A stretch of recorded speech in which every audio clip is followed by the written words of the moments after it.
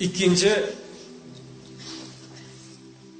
bu hammasi vojibotlardan, farz Alloh taoloning buyruqlariga nisbatan har bir musulmonman la ilaha illalloh Muhammadur Rasululloh degan iymonning asli mohiyati, bo'ynidagi vojibi Allohning buyrug'ini, Rasulining buyrug'ini bilishlik.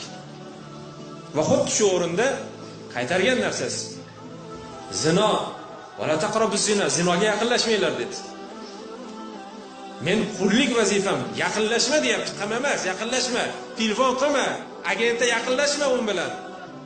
WhatsAppda unga yaqinlashma. Qayerligini so'rama, eri bormi yo'qmi so'rama. Bu Allohning buyrug'i, banda yaqinlashma demadi, bo'ldi, yaqinlashma unga. Qo'shnining kelini, mahalladagi ayol yaqinlashma deyapti. Alloh taolo wala taqrabuz zina, zinoga yorib boruvchi yo'ldan yaqinlashma. O'g'rilik qilma, bo'ldi bu. Alloh taolo bundan buyurdimi? Bandaning vazifasi qoch bundan. Mana bu birinchi bo'yningdagi vazifang. Qalbing qiziqishligi mumkin, nafsing chuqillab turishligi mumkin.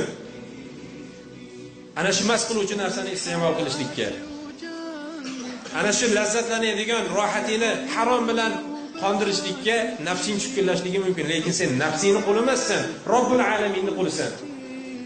Nafsini aytganing emas, balki Robbil alaminni aytganini qilishliging kerak. Mana bu seni bandalik vazifang. Buyrug'ida ham, qaytargan narsasida ham.